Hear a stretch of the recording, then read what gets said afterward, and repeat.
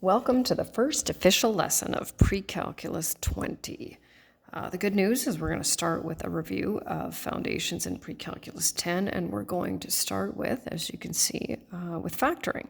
Factoring is incredibly important in, well, I'm going to say definitely for sure the foundations in the pre-calculus pathways, more importantly in the pre-calculus one. And if my memory's correct, there's factoring in, I believe it's 3/4 of the outcomes that we're going to be covering. So it's incredibly important that you're able to factor well.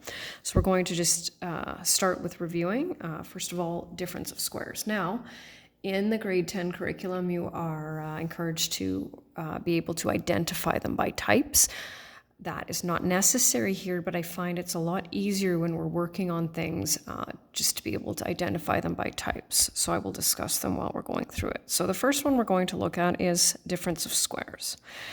And you can see that here's an example of a difference of squares. Difference we know means subtraction, squares meaning perfect squares. And you can see that these are both perfect squares. So a difference of squares must have two terms. And with the exception of the greatest common factor, that's the GCF, that's the only other one that we're familiar with that has two terms. Both of them must be perfect squares. And I know you can't see me writing this, so you will have to, I'll just call it kind of like dictating. Also, if you notice here in these two examples that you can see, one of the terms must be positive, and one of them must be negative.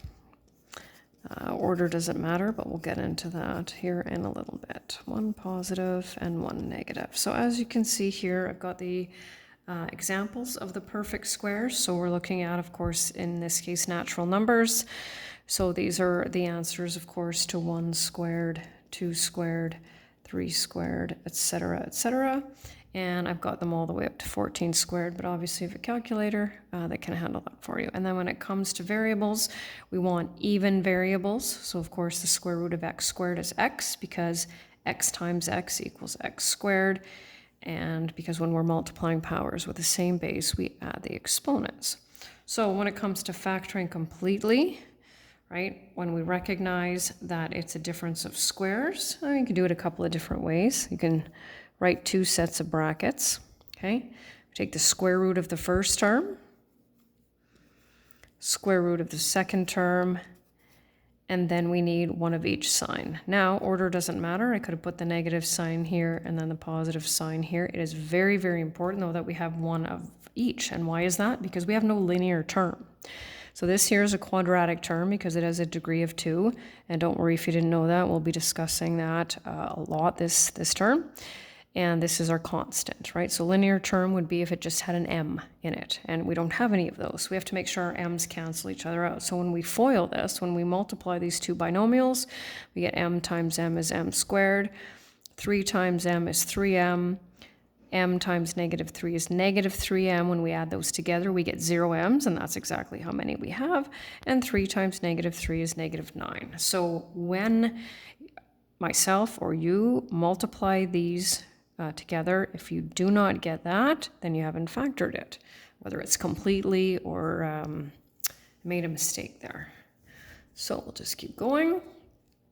Looks like a difference of squares, two sets of brackets. And so you can do it this way. So here's just another way to do it, right? So you can do it from right to left. And as long as you have what I call identical opposite factors here, that linear term will cancel each other out. So we've got 6ab minus 6ab, and that doesn't leave us with any ab's at all. So here, of course, I mixed up the signs a little bit, and we won't see too much of that. Students sometimes have an issue when it's like that. My recommendation, and I just mentally do it, is I just mentally move this term over here, right? Because sometimes what students will do is they'll give me two negatives here, which won't work. And so I recommend doing it that way. Of course, you can rewrite it. But in Pre-Calculus 20, we make sure that our first terms don't have negatives. So it's much easier if you do it this way. And so I'm going to follow that same procedure that we've done before, 5n plus 7m, kind of running out of room there. Oh, good, you can still see it. And the last one I have here, just throwing in those fractions, which we all know and love. But they're perfect squares, and we can definitely handle that. I'm just going to do some larger brackets here, right? Square root of 4 is 2. Square root of 49 is 7. I need a plus and a minus. Square root of x squared is x. And then that'll be y to the 4th. And we won't see too many of these, but just nice to go over some things. And then, right here, we've got that blend of GCF. And so last year we were able to blend GCF with all the different other types. And of course we can still do that. So when we factor, you want to always, always, always, always, always, always look for that greatest common factor first. It just oftentimes will save you a lot of hassle. And that's what we're looking for. So of course I have these nicely grouped together, but obviously they'll be mixed up. So what's the largest, in this case, number that divides evenly into these terms? That's a 10. So we'll pull that out. And remember, when we're pulling out that greatest common factor, we're dividing that into both of these terms. So 10 divided by 10 is 1. Yes, you can write that, but you don't have to. I'm left with y squared. Negative 40 divided by 10 is negative 4. Then we bring that greatest common factor down. And then, of course, we factor this as its own difference of squares. And so we just end up with 3 terms. Right, as a final answer, 1, 2, 3. I'll keep going here. Let's see, 5. Whoops. No, I didn't look at my variables, so I'm going to fix that because I can see they have some c's in common. When all of the terms have the same variable, we look for the smallest exponent because that tells you how many they have in common.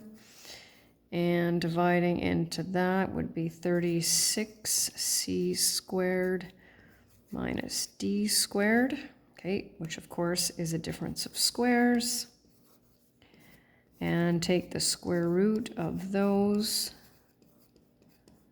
and we are done. Would you ever multiply this times this times this to see if it gets to that? Probably not. It's unlikely you'll have time for that. And the last 2 examples here, see, we just have a common variable here, so we'll take that out. 9n to the 14th minus 25. Bring down that greatest common factor. 3n to 7 to the power of 7, and then I did the negative first. Oh, I usually do that. I can see that. Well, yeah, usually I don't mix it up. It doesn't really matter though. And the last one, 4 divides evenly into both of those, and we're left with that, which of course is a difference of squares, minus 2y, 3x plus 2y. Almost made it in. And that's the end of the first lesson. Thanks for listening.